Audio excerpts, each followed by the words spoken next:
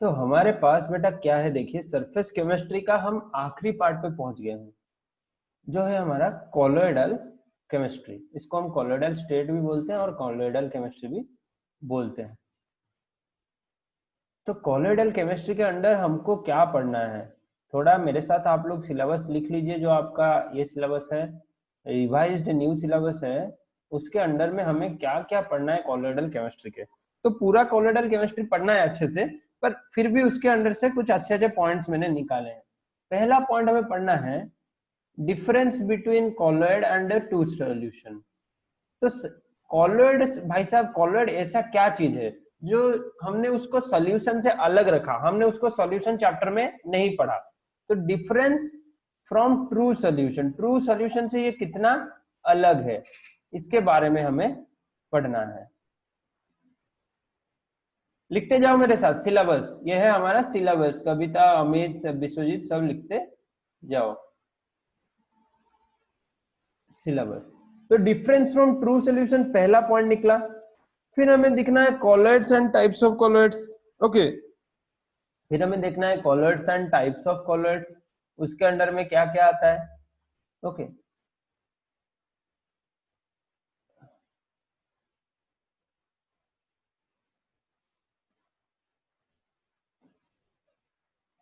तो टाइप्स में मेनली हमारे पास है lyophilic, lyophobic, lyophilic, lyophilic and lyophobic. सबके बारे में अच्छे से पढ़ेंगे, डरो मत इतना, मतलब खतरनाक खतरनाक वर्ड सुन के। फोबिक और फिलिक आपको तो ये सब के बारे में पहले से भी पता होगा। फिर अगला कॉन्सेप्ट हमारे पास है टाइप्स में मल्टीमोलिकुलर कॉलोइड्स, मल्टीमोलिकुलर कॉलोइड्स एंड मैक्रोमोलिकुलर कॉलोइड्स। तो ये हमारे पास है टाइप्स में, ये हमारे पास है टाइप्स ऑफ कॉलोइड्स में। फिर अगला चीज हमें क्या पढ़ना है ना, डिफरेंस बिटवीन कॉलोइड्स एंड सस्पेंशन। अगला चीज हमें पढ़ना है डिफरेंस बिटवीन कॉलोइड्स एंड सस्पेंशन। तो थोड़ा सा इरेज करता हूं। तो अगला चीज हमें पढ़ना है कॉलोइड और सस्पेंशन के बीच डिफरेंस क्या होता है।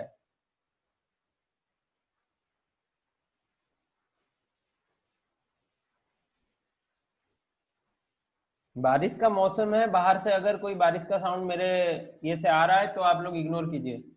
अगर नहीं आ रहा है तो बहुत बढ़िया। साउंड सही आ रहा है कि नहीं आ रहा है, बोलिए। यस सर, पूरा परफेक्ट। पूरा परफेक्ट है, thank you. Then properties of कॉलोइड्स।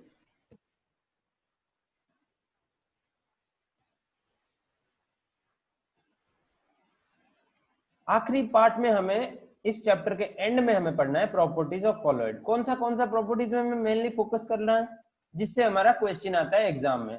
आपने टेंथ में एक इफेक्ट पढ़ा होगा, टिंडल इफेक्ट, पढ़ा है ना, टेंथ में इसके बारे में पढ़ा होगा।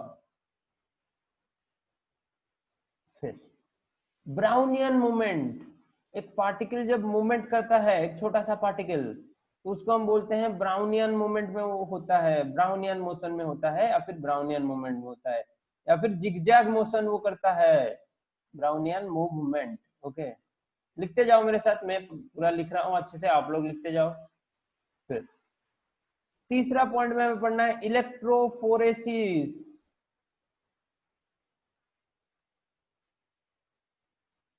ये कॉलोइडल केमिस्ट्री के स्टार्टिंग में रहना चाहिए, आपको इतना चीज देखना है कॉलोइडल केमिस्ट्री के अंदर। और चौथा पॉइंट में हमें पढ़ना है कोआगुलेशन, उसी के अंडर आ जाएगा गोल्ड नंबर वगैरह वगैरह और बहुत सारे क्वेश्चंस। कोआगुलेशन के अंडर आ जाएगा गोल्ड नंबर, वुड नंबर, ऐसा कुछ छोटा छोटा चीज, वुड नंबर नहीं आएगा, गोल्ड नंबर आएगा। और उसके अंडर से बहुत सारे क्वेश्चंस हमें करना है कोआगुलेशन से। जो हमें पूछा जाएगा किसके साथ कौन कोआगुलेट करेगा, इस कंपाउंड के साथ ये दूसरा कंपाउंड करेगा कि नहीं करेगा। तो इतना हमें पढ़ना है। तो आप लोग सिलेबस लिखिए, अब हम कॉलोइड्स का इंट्रोडक्शन करेंगे। कॉलोइड्स में हमें क्या क्या पढ़ना है वो देखेंगे। तो 1 मिनट में लिख लीजिए, फिर आगे चलते हैं।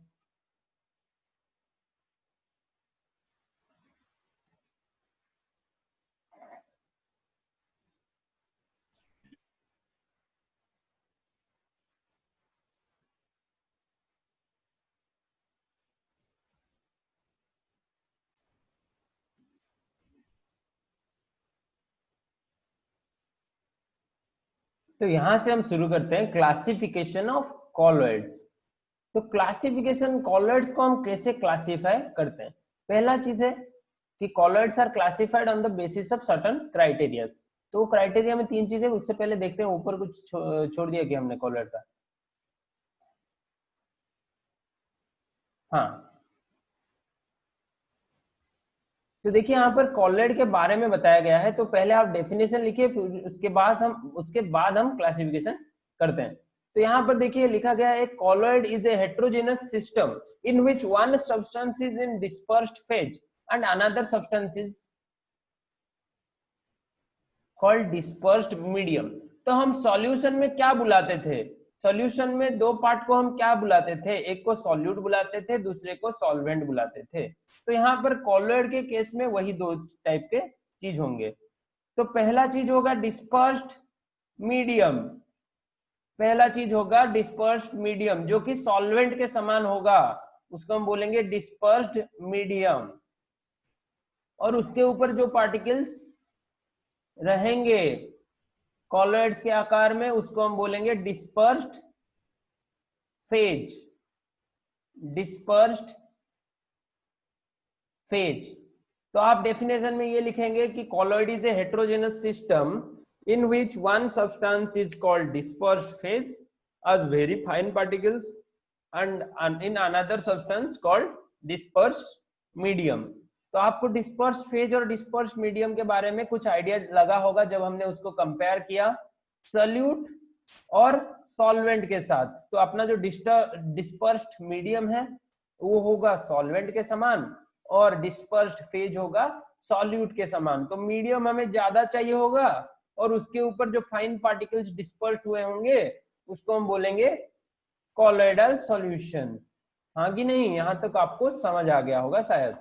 तो सॉल्यूशन और कॉलॉइड में क्या सर फिर डिफरेंस है? वहां पर भी सॉल्यूट था, यहाँ पर भी सॉल्वेंट है, और वहां पर भी मतलब सॉल्यूट था, यहाँ पर भी एक टाइप का सॉल्यूट है, और वहां पर भी सॉल्वेंट था, यहाँ पर भी एक टाइप का सॉल्वेंट है। तो इन लोगों के बीच डिफरेंस ये है बेटा कि वहां पर पार्टिकल साइज, ये जो सॉल्वेंट या फिर डिस्पर्स्ड फेज का पार्टिकल साइज होता है वो बहुत बड़ा होता है, वो बहुत बड़ा होता है in comparison with solution. Solution में पार्टिकल का साइज इतना छोटा होता है, सॉल्यूट का साइज को वो मिल जाता है। जब आप वाटर और सॉल्ट का सॉल्यूशन बनाते हो तो वहां पर सॉल्ट आयन में टूट जाता है, पर कॉलॉइड में ऐसा नहीं होता है। कॉलॉइड्स में आपको पार्टिकल आपके नेकेड आई को भी दिखता है, बेयर आइज में भी दिखता है। तो यही है मेजर डिफरेंस जो कि आप कॉलॉइड और सॉल्यूशन के बीच देख सकते हो।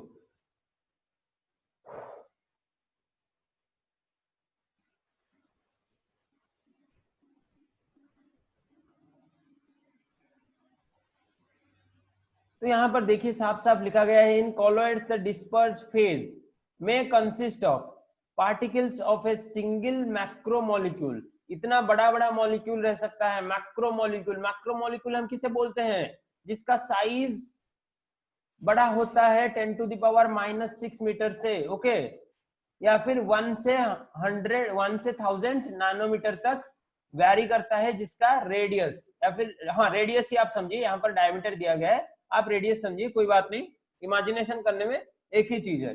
फिर सच ए प्रोटीन, मैक्रोमोलिक्यूल्स में कौन कौन आते हैं? जितने सारे प्रोटीन्स हैं और अमीनो एसिड्स हैं, प्रोटीन लंबा लंबा चेन होता है, और सिंथेटिक पॉलीमर्स, जो जितना हम बड़ा बड़ा लंबा लंबा पॉलीमर बनाते हैं, पॉलीमर में आपको पता है n यूनिट्स जोड़ के बनते हैं पॉलीमर, वैसे ही protein n units of amino acid बन के n units of amino acids जुड़ के प्रोटीन बनते हैं।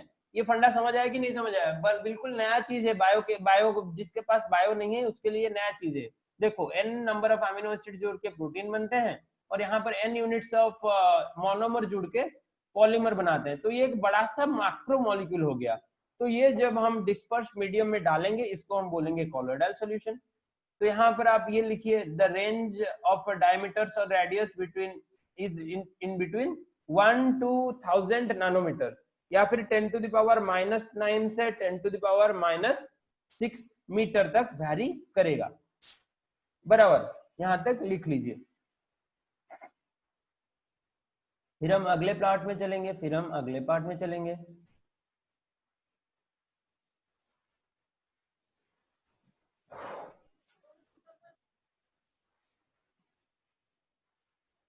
तो यहाँ पर सरफेस एरिया वगैरह वगैरह दिया गया है, एक बार एनसीईआरटी को रीड कर देना। ये पूरा थ्योरेटिकल पार्ट है, एक बार इस पार्ट को एनसीईआरटी से रीड कर देना। ये जो पैराग्राफ है कोई मतलब रॉकेट साइंस नहीं है इस पार्ट में, इतना समझाने वाली बात भी यहाँ पर कोई कुछ नहीं है। जब आगे हम प्रॉपर्टीज पढ़ेंगे वहां पर समझाने वाली बात है।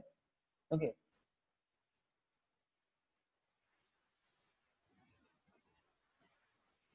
भरोसा है कि आप लोगों ने लिख लिया। जो नहीं लिख रहा है तो वो चीटिंग कर रहा है, मुझसे चीटिंग नहीं कर रहा है, खुद से चीटिंग कर रहा है। देखते हैं फिर। अब हमें पढ़ना है क्लासिफिकेशन ऑफ कॉलॉइड्स। तो आपका जो सिलेबस का पहला पॉइंट था सोल्यूशन और कॉलॉइड्स के बीच वाला जो डिफरेंस, वो आपका क्लियर हुआ कि नहीं हुआ? तो उस पॉइंट के ऊपर एक टिक लगाया जाए, उस पॉइंट के ऊपर एक टिक लगाया जाए कि नहीं सर हमारा पहला सिलेबस से पहला पॉइंट हमारा क्लियर हो गया। हमने समझ लिया कि सोल्यूशन में छोटे पार्टिकल्स होते हैं सोल्यूट, और सॉल्वेंट में सॉरी कॉलॉइड में बड़े बड़े पार्टिकल्स होते हैं डिस्पर्शन फेज। तो यहाँ पर अब देखते हैं क्लासिफिकेशन ऑफ कॉलॉइड्स। तो यहाँ पर पहला पॉइंट लिखिए, colloids can be classified on the basis of following criterias. Colloids can be classified on the basis of following criterias. तो सर क्राइटेरिया तो हमारे आगे लिखा गया है, हमें सिर्फ ये समझना है। क्या समझना है ना? Physical state of the dispersed phase and dispersion medium. तो डिस्पर्स स्टेट का फिजिकल स्टेट, फिजिकल स्टेट मतलब सॉलिड, लिक्विड, गैस, प्लाज्मा वगैरह वगैरह। तो हमें तीन कॉमन फिजिकल स्टेट लेना है, सॉलिड, लिक्विड और गैस। ये तीन डिस्पर्स्ड फेज और डिस्पर्स्ड मीडियम के फिजिकल स्टेट पर डिपेंड करेगा। फिर दूसरा पॉइंट जो है nature of interaction between dispersed phase and dispersion medium. तो इंटरेक्शन कैसा हो रहा है डिस्पर्स फेज और डिस्पर्सन मीडियम में, क्या वहां पर केमिकल रिएक्शन हो रहा है कि नहीं हो रहा है, उसके बारे में भी हमें ध्यान देना पड़ेगा। फिर तीसरा पॉइंट है types of particles of dispersed phase.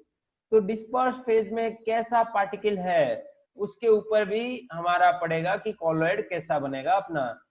Colloid हमें विजिबल रहेगा उस पे डिस्पर्स्ड फेज, या फिर विजिबल नहीं रहेगा। ओके, तो डिपेंडिंग अपॉन दिस पहला हमें पहले पॉइंट के ऊपर फिजिकल स्टेट के ऊपर लेकर क्लासिफिकेशन करना है। तो अगर हम फिजिकल स्टेट के ऊपर लेकर क्लासिफिकेशन करेंगे तो वहां पर हमें 6 टाइप्स मिलेंगे। 6 टाइप्स मिलेंगे जहां पर हम डिस्पर्स्ड फेज और डिस्पर्स्ड मीडियम के फिजिकल स्टेज को चेंज करते जाएंगे, फिजिकल स्टेट को चेंज करते जाएंगे। जैसे कि गैस और गैस रखेंगे, सॉलिड, लिक्विड, गैस, ऐसे हम रखेंगे। पेज नंबर कितने? हाँ बेटा, page number new NCERT book में 136, और आप देखते जाइए सरफेस केमिस्ट्री चैप्टर के आखिरी आखिरी पर होगा ये। ओके,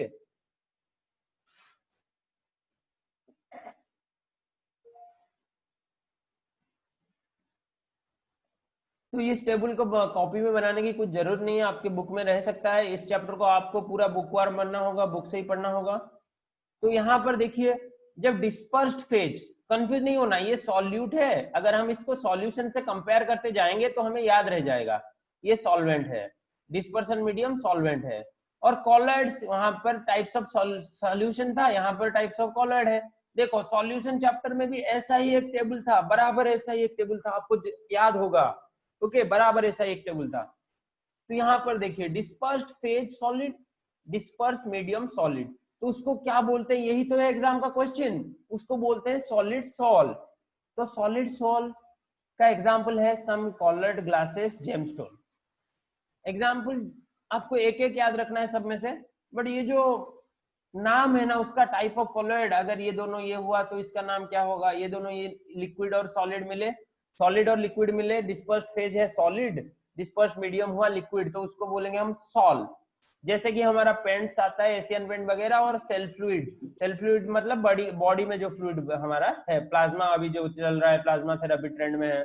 फिर जब हमारा डिस्पर्स्ड फेज बनेगा सॉलिड और डिस्पर्शन मीडियम बनेगा गैस, तो उसको हम बोलेंगे एरोसॉल, एरोसॉल। ओके, समझ रहे हो? जैसे कि गैस के ऊपर सॉलिड का पार्टिकल लगा होगा, एडजॉर्ब हुआ होगा, ऐसा कुछ मैकेनिज्म है, तो उसको बोलते हैं हम स्मोक डस्ट। फिर लिक्विड के ऊपर सॉरी सॉलिड के ऊपर लिक्विड, उसको हम बोलते हैं जेल, चीज, जेलीज। फिर लिक्विड में लिक्विड, उसको बोलते हैं हम इमल्सन, जैसे कि मिल्क, हेयर क्रीम, बटर वगैरह वगैरह, जितना भी आपका मिल्क प्रोडक्ट आप देख रहे हो।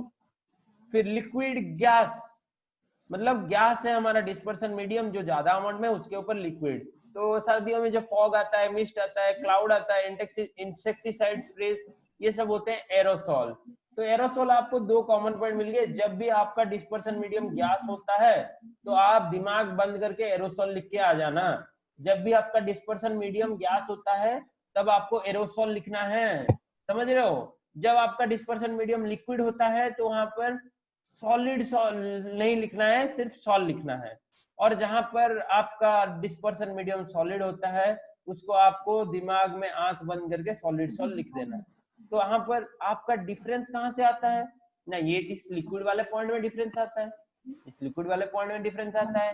जब एक बार हम उसे सॉल बोलते हैं और एक बार लिक्विड स्टेट को हम फोम बोलते हैं। अगर लिक्विड में गैस डल गया तो उसको हम फोम बोलते हैं। ये एग्जाम में आता है और एरोसॉल एग्जाम में आता है। देखो यहाँ से 3 एग्जाम के क्वेश्चन है। एक क्वेश्चन आता है फोम, तो आपको फोम के बारे में याद रखना है, उसका एग्जाम्पल याद रखना है, froth, whip cream, soap, leather, okay. और उसका डिस्पर्सन फेज है गैस और डिस्पर्सन मीडियम है लिक्विड। और दूसरा क्वेश्चन कहां से आता है बेटा, इमल्सन से। मिल कीजिए इमल्सन, आपको 10th में भी ये क्वेश्चन पूछा गया होगा, मिल कीजिए इमल्सन। तो इमल्सन से क्वेश्चन आता है, वहां पर आपका जो फेज, डिस्पर्स फेज और डिस्पर्स मीडियम दोनों ही लिक्विड है। और इस टेबल से जो तीसरा क्वेश्चन का संभावना है वो कहां से है, एरोसॉल से।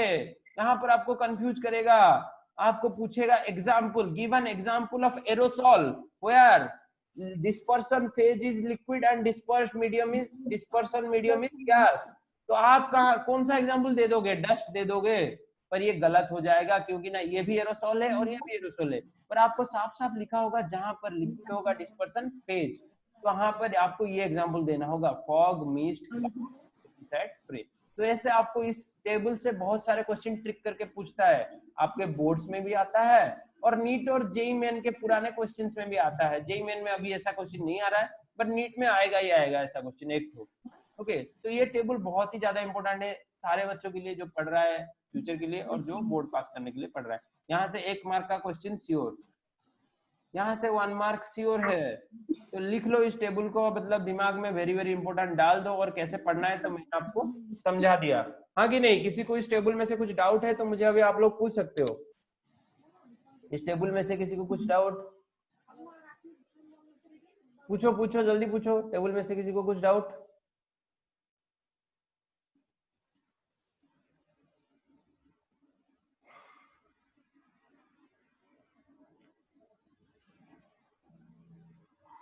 तो अगर मैं आपको पूछूंगा, आंसर देना सब, सुनो।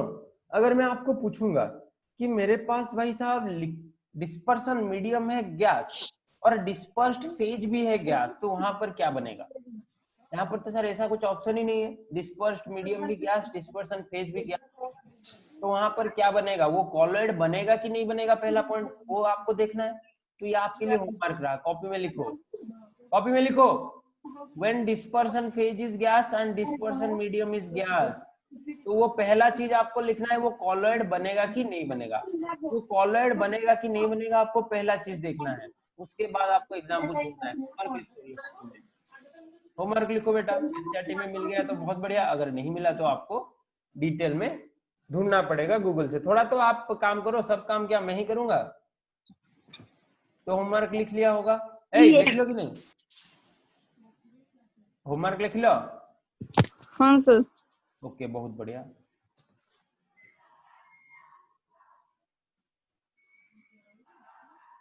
तो यहाँ पर वही लिखा गया है, जेल क्या होता है, इमल्सन क्या होता है, सॉल क्या होता है। थ्योरी थोड़ा एनसीईआरटी थोड़े रीड कर दो। सॉल हैला सॉलिड्स इन लिक्विड, जेल हैला liquids in solid and emulsion is liquid in liquid. Okay,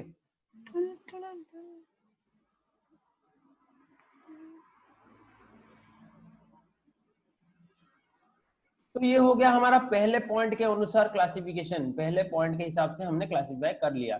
पर दूसरा पॉइंट क्या बोल रहा था ना, based on the nature of interaction, based on the nature of interaction between dispersed phase and dispersed medium.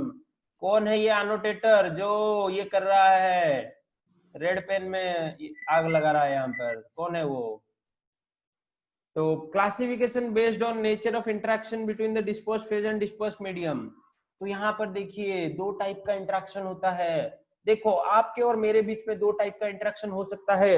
एक तो चीज है आप मुझे पसंद कर सकते हैं एज ए टीचर, नहीं तो आप मुझे हेट कर सकते हैं एज ए टीचर। तो आपके और मेरे बीच में दो टाइप का इंटरेक्शन है। एक होगा कि हम आप लोग मुझे पसंद करेंगे, दूसरा होगा कि आप लोग मुझे हेट करेंगे।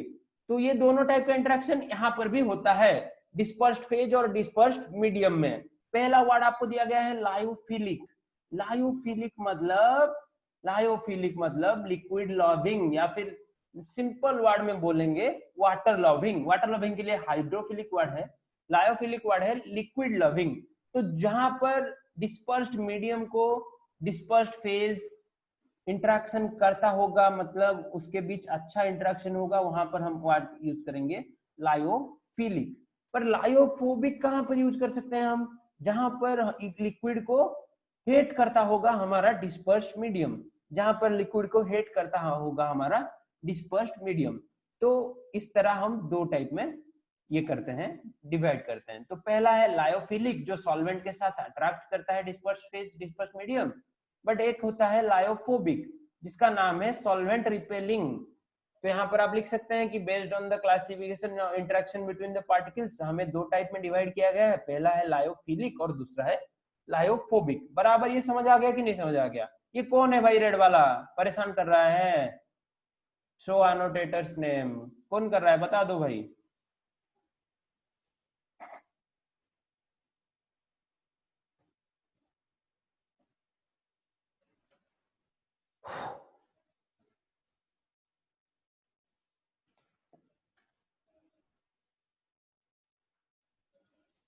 तो दो टाइप्स में हमने डिवाइड कर लिया। तो पहले आप अब हेडिंग डालिए, इन सबको क्लियर करते हैं। पहले आप हेडिंग डालिए अट्रैक्टिंग स्पीसीज के बारे में, जहां पर डिस्पर्स्ड फेज और डिस्पर्स्ड मीडियम के बीच अच्छा सा एक बॉन्डिंग है, अच्छा सा एक अट्रैक्शन है। केमिकल बॉन्ड नहीं है बेटा, अच्छा सा एक अट्रैक्शन है। तो उसको हम बोलेंगे, क्या बोलेंगे? Lyophilic, liquid loving. तो colloidal salts directly formed by mixing substances like gum, gelatin, starch, rubber, etc. with a suitable liquid, जो लिक्विड वाटर हो सकता है या फिर अलग कोई लिक्विड हो सकता है, is called lyophilic salts. Is called lyophilic salts. इस लाइन को लिखा जाए, इस लाइन को लिखा जाए अपने कॉपी में।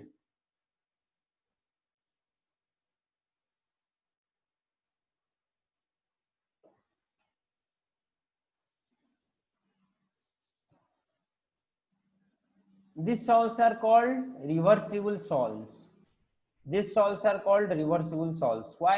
इस सॉल्ट को रिवर्सिबल सॉल्ट क्यों बोलते हैं? पहले आप लिखिए दूसरा point, this salts are called reversible salts.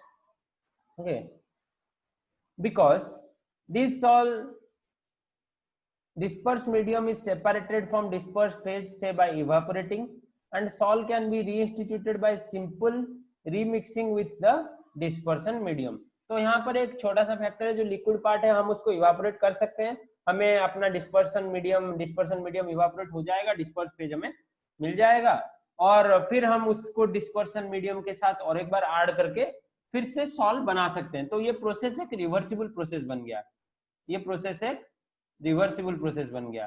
क्या ना, इस तरफ हम कॉलॉइड बना सकते हैं और कॉलॉइड से दूसरे तरफ हम हीट करके या फिर इवापोरेट करके उसको अलग भी कर सकते हैं, वी कैन सेपरेट देम। तो इस प्रोसेस को हम बोलते हैं reversible salt, we can separate them. तो इस प्रोसेस को हम बोलते हैं रिवर्सिबल सॉल्ट। और ये है लायोफिलिक कॉलॉइड के बारे में। लायोफिलिक कॉलॉइड का आपको एग्जांपल अगर पूछा गया तो आप क्या बोलोगे? Gum, gelatin, starch, rubber etcetera with a suitable liquid. Notes लिखते जाओ, अपना हाथ से शॉर्ट नोट लिखते जाओ। अभिनंदिता, आपने तो मुझे आपका नोट नहीं भेजा, मैंने बोला था सरफेस केमिस्ट्री का नोट भेजना मुझे, कैसे आप लिख रहे हो मैं देखूंगा सबका। कोई नहीं भेजा, कविता भी नहीं भेजा। क्या फोटो उठाने में दिक्कत हो रहा है? एक बार भेज दो, देखते हैं आप कैसे लिख रहे हो थ्योरेटिकल टॉपिक का नोट। तो दूसरा हेडिंग डालिए लायोफोबिक कॉलॉइड्स। लायोफोबिक मतलब ये लिक्विड को हेट करता है भाई। इसका जो डिस्पर्स फेज है, ए लिप्सा गारागारी करी क्लासरूम ऊपर देवी देते बाहर करी। Lyophobic means liquid hating substance like metals and their sulfide। तो मेटल और जो उसका सल्फाइड होते हैं वो लिक्विड के साथ उनका इतना जमता नहीं, when they are simply mixed with the dispersion medium they don't form colloidal salt, तो वो वैसे फॉर्म नहीं करते हैं कॉलोइडल सॉल्ट। तो वहां पर हमें क्या करना पड़ेगा भाई, जहां पर कुछ रिएक्शन नहीं होता है वहां पर हमें हीट करना पड़ता है, वो बेसिक चीज है। अगर हीटिंग से भी नहीं हुआ तो हमें कुछ अलग प्रोसेस अपनाना पड़ता है। तो there colloidal salts can be prepared by special method discussed later. Okay, वहां पर वो प्रिपरेशन ऑफ कॉलोइड में उसके बारे में डिस्कस किया गया है। Then salt salts are called lyophobic salts. इन सॉल्ट्स को लायोफोबिक सॉल्ट्स बोलते हैं, वो इजीली प्रेसिपिटेट करते हैं बिकॉज उनके अंदर जो मेटल होता है ना, यह है डिस्पर्सन मीडियम और ये है डिस्पर्सन फेज, जो गोल गोल है ये है डिस्पर्सन फेज। ये जो मेटल होता है ये लिक्विड के साथ इतना जमता नहीं है इसका, तो जब भी आप छोटा सा एक हीट देते हो नीचे से तो ये जो सॉलिड पार्टिकल है वो ऊपर आके प्रेसिपिटेट हो जाता है। प्रेसिपिटेट देखे हो ना कभी, या फिर अगर आज तक नहीं देखे हो तो यूट्यूब में जाओ, सर्च करो प्रेसिपिटेट कैसे निकलता है केमिकल रिएक्शन में, देखोगे नीचे सोल्यूशन बैठ जाएगा, ऊपर से व्हाइट व्हाइट या फिर जो भी कलर का आपका निकलना होगा वो निकलेगा सॉलिड। समझ रहे हो, ये जो मेटल पार्टिकल से प्रेसिपिटेट में निकल जाएंगे अगर हम इन्हें कोआगुलेट करने की कोशिश करेंगे on addition of small amount of electrolytes and heated में। ओके, देन ये है एक इरिवर्सिबल सॉल्ट।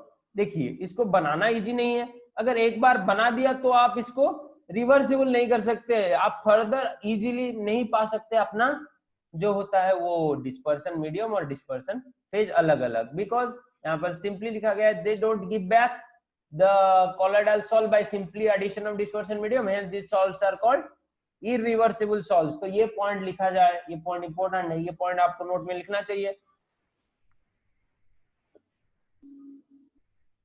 और लायोफोबिक सॉल्ट्स, ये तो अनस्टेबल सॉल्ट्स हो गए भाई, तो इनको स्टेबल करने के लिए हमें नीड्स होते हैं किसके ना, स्टेबलाइजिंग एजेंट्स के। वो डिफरेंट केमिकल कंपाउंड्स हो सकते हैं, अरे विनेगर वगैरह नहीं है, वो अलग कंपाउंड है, ये वो यहाँ पर स्टेबलाइजिंग एजेंट्स यूज करते हैं जो कि हमारा लायोफोबिक सॉल्ट को स्टेबल करके रखता है।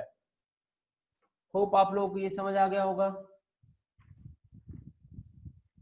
अगर किसी को कुछ डाउट है तो मुझे पूछ लो अभी, फिर हम तीसरे पार्ट में चलेंगे। डाउट्स? कविता कौन कौन है क्लास में, देखते हैं। लिप्सा तो भाग गई, नहीं लिप्सा है, तो विश्वजीत, अभिनंदिता, कविता, लिप्सा, पीयूष, अमित, किसका डाउट है पूछते जाओ। आज आपका अटेंडेंस कब लें, क्लास के एंड में लें या फिर अभी ले लें? 75% का रूल लागू हुआ है आप लोगों का 20 तारीख से, तो मेरा केमिस्ट्री का अटेंडेंस मैं आप लोगों को दूंगा, अच्छा दूंगा। जो लोग क्लास कर रहे हैं, कविता और अमित, इन लोगों का अच्छा दूंगा। और लिप्सा, पीयूष, आप लोग के बाद बारे में सर ମୁଁ ତ ଆସିଛି डेली आसु मिछ कथा कहूछु रे सर सतरे कहूची। Okay, let's see what happens. तो डाउट्स आप लोग के बीच से कुछ नहीं आ रहा है, तो मुझे आगे बढ़ने के लिए आप लोग मजबूर कर रहे हो, तो चलो आगे बढ़ते हैं। तो ये तीसरा वाला क्लासिफिकेशन बहुत इजी है। किसके बेसिस पे हमें ये क्लासिफिकेशन हमने किया ना, on the basis of disperse phase. वहां पर हम बोल सकते हैं मल्टीमोलिकुलर या फिर मैक्रोमोलिकुलर। देखो डिस्पर्स्ड फेज जो होता है, जो कि डिस्पर्सन मीडियम के ऊपर आके डलता है, तो मैंने पहले भी जब कॉलॉइड का डेफिनेशन लिखवाया था तो वहां पर मैंने बताया था एक मैक्रोमोलिक्यूल आके डल सकता है, एक बड़ा सा मॉलिक्यूल, उसको भी हम कॉलॉइड बोलेंगे, या फिर 10-20 बड़े मॉलिक्यूल डल सकते हैं, उसको हम कॉलॉइड बोलेंगे, वहां पर उसको बोलेंगे मैक्रोमोलिकुलर कॉलॉइड। और जब जब जब जब जब छोटे छोटे मॉलिक्यूल डलते होंगे, 1 नैनोमीटर वाले हो सकते हैं, 2 नैनोमीटर वाले हो सकते हैं, वो भी तो कॉलॉइड्स में आएंगे ना।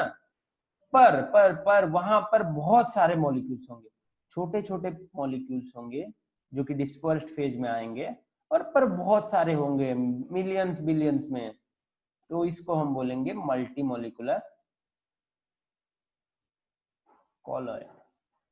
तो साइज किस तरफ बड़ा होगा डिस्पर्स्ड फेज का, इस तरफ सर साइज बड़ा होगा, जो मैक्रोमोलिकुलर में साइज बड़ा होगा उसके नाम से पता चल रहा है, और यहाँ पर मल्टीमोलिकुलर में छोटा होगा। तो यहाँ पर देखिए अच्छे से लिखा गया है आपके लिए थ्योरी।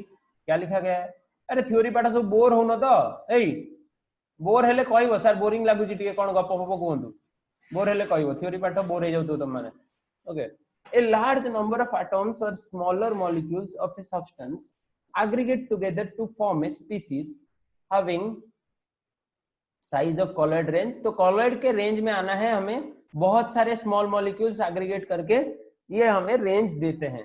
तो this species are called multimolecular colloids, multimolecular colloids. तो ये आप इसका डेफिनेशन लिख सकते हो अपने कॉपी में। फिर इसका एग्जांपल, एक ही एग्जांपल याद रखो, ज्यादा जरूरत नहीं है। Sulphur salt consisting of thousands और मोर सल्फर मॉलिक्यूल्स। सल्फर का नॉर्मल स्टेट क्या होता है? एसिड। एसिड के बारे में आपको एक चीज ध्यान रखना है, ये क्वेश्चन बार बार आता है एसिड के बारे में। तो ये कॉलॉइड है, उसके बारे में भूल जाओ, इसके बारे में और एक क्वेश्चन आता है, सर एसिड का स्ट्रक्चर कैसा होता है? तो 5 सल्फर को आपको रखना है बिलो द प्लेन, 5, हाँ 5 ही रखिए, और 3 को रखना है अबव द प्लेन। तो ऐसा आपका एक क्राउन बनेगा इधर। ये गलत हो गया, अच्छे से बनाना पड़ेगा। 1 2 3 4 5 6 7 8 ऐसा कुछ है। तो ये है अपना एस8 का स्ट्रक्चर, एक राजा के क्राउन जैसा, एक राजा के मुकुट जैसा। ये दिख रहा है कि नहीं दिख रहा है? ये है अपना एस8 का स्ट्रक्चर, इसको हम बोलते हैं क्राउन स्ट्रक्चर या फिर पकड़ रिंग स्ट्रक्चर। लिखते जाओ, इंपॉर्टेंट पॉइंट है, पी ब्लॉक का और सरफेस केमिस्ट्री का एक हिट क्वेश्चन है ये। पकड़ रिंग स्ट्रक्चर हर जगह आता है, बोर्ड में भी और एंट्रेंस में भी।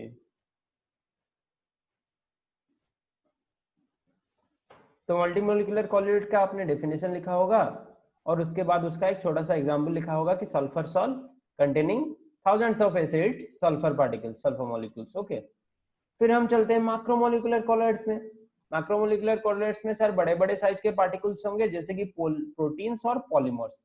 एसिड के स्ट्रक्चर को अच्छे से बनाओ। देखो ये स्ट्रक्चर बनाने का एक ट्रिक बता देता हूं आपको। ऐसे ऊपर तीनों हाइड्रोजन को एक ऐसे वी बनाना है और यहाँ पर उल्टा वी 2 बनाना है, या फिर एक उल्टा डब्ल्यू ही बना दो नीचे 5 सल्फर के साथ, नीचे 3 सल्फर के साथ एक सीधा वी बनाना है। और अच्छे से सुनो, ऊपर 3 सल्फर के साथ एक सीधा वी बनाना है। देखो मेरे साथ, मैं पेन लेके जा रहा हूं, सीधा वी एक बनाना है, यहाँ पर ये वी जैसा दिख रहा है, और नीचे एक 5 सल्फर के साथ एक उल्टा डब्ल्यू लिख देना है, या फिर सीधा एम लिख देना है, सीधा एम या फिर उल्टा डब्ल्यू लिख देना है। ऐसे हमारा बन गया क्राउन।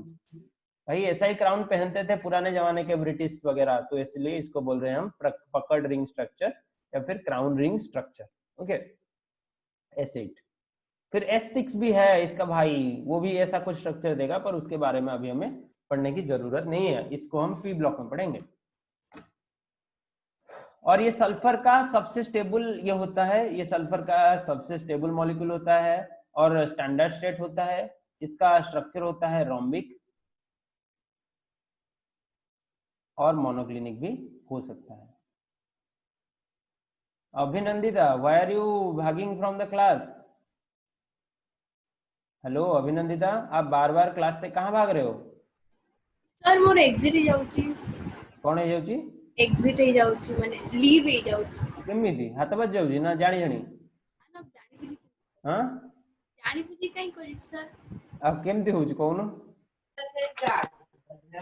क्या नेटवर्क स्लो, मो वॉइस ठीक रे सुबुजी त तम मानगु।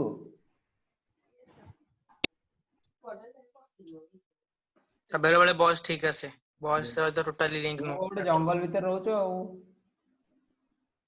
अब देख अरे वर्षा होजी, टावर डाउन हमर एठी इलेक्ट्रिक टावर कम माने टावर कमी गला बुझली त। ओहो, देखो मैक्रोमोलिक्यूल फीचर देखो, such system are called macromolecular colloid, जहां पर एक बड़ा सा पार्टिकल होगा और अपना डिस्पर्सन मीडियम तो नॉर्मल ही होगा। तो यहाँ पर एग्जांपल देखो, वहां पर सेल्यूलोज हो सकता है, स्टार्च हो सकता है, प्रोटीन्स हो सकते हैं, ये सब बड़े बड़े पार्टिकल हैं, बायोमोलिक्यूल्स हैं, ये सब एंजाइम्स हो सकते हैं। And those man made macromolecules जैसे कि पॉलीथीन, लाइलॉन, पॉलीस्टीरीन, ये सब कौन है? पॉलीमर में है। आपका तो पॉलीमर वाला चैप्टर नहीं हटा है या हट गया है? अगर हट गया है तो बहुत बढ़िया, अगर नहीं हटा है तो इसे भी हमें पढ़ना पड़ेगा, पॉलीमर वगैरह। फिर एसोसिएटेड कॉलॉइड्स, ये तीसरा पॉइंट है यहाँ पर। एसोसिएटेड भाई क्या होता है, आपने तो बताया सर 2 टाइप के होते हैं एसोसिएटेड कॉलॉइड्स क्या होते हैं। ये जो फैट वाला केस है ना, तो